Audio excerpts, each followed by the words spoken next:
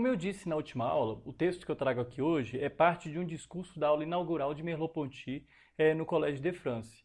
Ele não foi escrito a convencer as pessoas a buscarem a filosofia ou a vida filosófica, apesar do título parecer que é isso, né? O título poderia dar a entender, como a gente fala, elogio da filosofia, como se a gente estivesse convencendo as pessoas que a gente tem que buscar a filosofia. Não, ele só está querendo mostrar qual que é o papel do filósofo, né? Merleau-Ponty ele vai mostrar que o filósofo, ele não deve procurar atingir o saber absoluto, né? Aquele cara que sabe tudo, né? É o sábio, né? No sentido sofói grego, né? Mas se oscilar no incessante vai e vem entre o saber e a ignorância, ele não será um homem de certezas, mas aquele que vai viver com o saber sempre em devir, que vai reconhecer exatamente que todo saber é precário, né? A ciência, ela tem essa pretensão de verdade, a filosofia, ela tem pretensão de buscar a verdade, né? Um pouco mais além. Merleau-Ponty ele interessa-se pelo fato do papel do filósofo ser um homem, né, vivendo no mundo entre outros homens. Então não é uma pessoa que está apartado da realidade. Ele vai afirmar que o filósofo ele deve emergir no mundo e estar em relação com os outros homens, pois é em si e com eles que ele vai descobrir a verdade. E essa é a razão de qualquer busca filosófica, né? Então, o filósofo não é aquele cara, o sábio que está apartado do mundo, mas uma pessoa que está encarnada no mundo e que encontra a verdade no próprio mundo no qual ele vive. Então, vamos ao texto do Merleau-Ponty. Elogio da filosofia, para que servem os filósofos? Então vamos lá. Ele vai dizer o seguinte: os maniqueus que se combatem na ação entendem-se melhor entre si do que com a filosofia. Entre eles há uma cumplicidade, cada um é a razão de ser do outro. Nessa luta fraterna, o filósofo é um estrangeiro. Mesmo que jamais tenha traído, sente-se pelo seu modo de ser fiel que ele poderia trair. Ele não toma parte nas coisas como os outros. Falta seu assentimento algo de sólido e de carnal. Ele não é um ser totalmente real. Uma diferença existe, mas é do filósofo e do homem? Ela é mais. No próprio homem, a diferença entre aquele que compreende e aquele que escolhe. E todo homem, deste ponto de vista, está dividido como o filósofo. Há muito convencionalismo no retrato do homem de ação que é contraposto ao filósofo. O homem de ação não é íntegro. O ódio é uma virtude invertida. O obedecer de olhos fechados é o início do pânico, e escolher em oposição àquilo que se compreende é o início do ceticismo. É preciso ser capazes de certa tolerância para retroceder, a fim de empenhar-se de fato, que é sempre um empenhar-se na verdade. Aquele mesmo que pode ter escrito um dia que toda ação é maniqueísta, uma vez que entrou mais a fundo na ação, pode responder familiarmente a um jornalista que lhe recorda sua afirmação. Toda ação é maniqueísta, mas não se deve remeter-se a esse juízo. Ninguém é maniqueu diante de si próprio. É uma área que tem os homens de ação vistos do exterior e que eles conservam raramente em suas memórias. Se o filósofo deixa entender desde o início algo que o grande homem diz apenas diante de si mesmo, o filósofo salva a verdade para todos e a salva também para o homem de ação, que evidentemente tem necessidade dela, pois nenhum governador de povos jamais aceitou dizer que se desinteressa pela verdade. Mais tarde, ou amanhã mesmo, o homem de ação reabilitará o filósofo.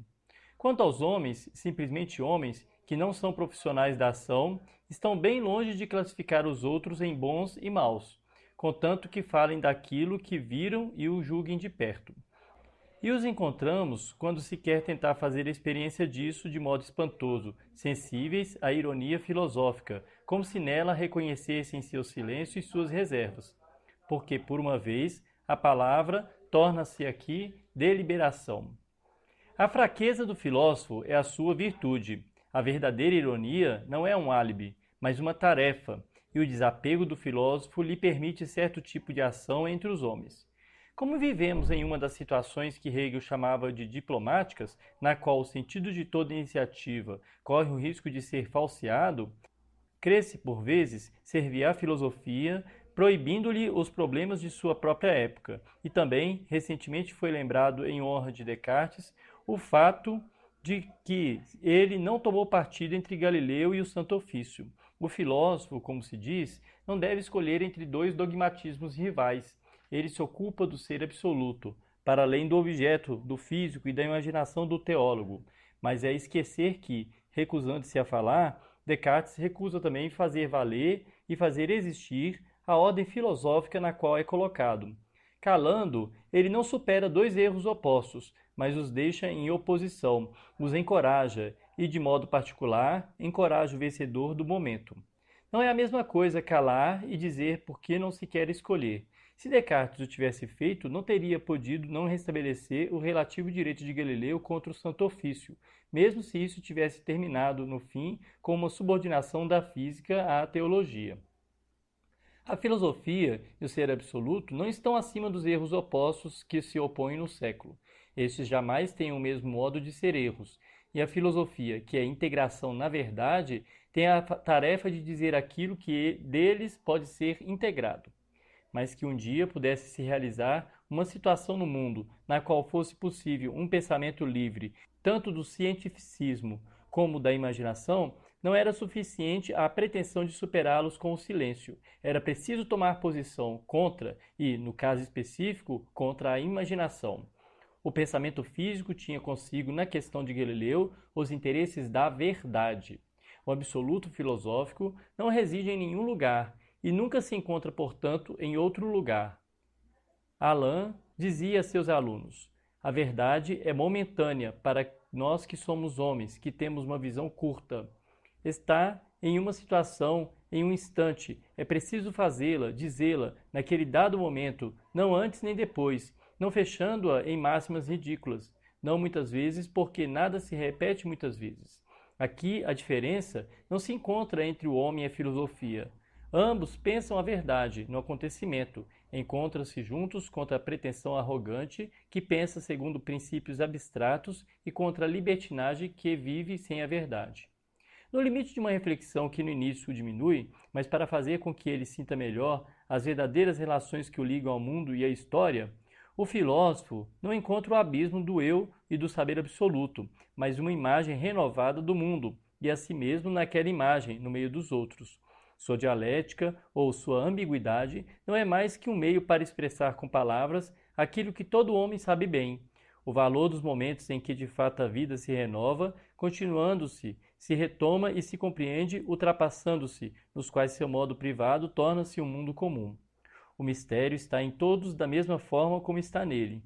O que diz o filósofo sobre as relações da alma com o corpo, a não ser aquilo que sabem todos aqueles que fazem proceder juntos sua alma e seu corpo, seu bem e seu mal? O que ensina sobre a morte, a não ser que está escondida na vida, assim como o corpo na alma, e que isso faz de fato, como diz Montaigne, que morra um camponês, que morram povos inteiros, assim como morre o filósofo? O filósofo é o homem que desperta e que fala, e o homem tem em si, silenciosamente, os paradoxos da filosofia. Porque, para ser de fato homem, é preciso ser um pouco mais e um pouco menos que homem.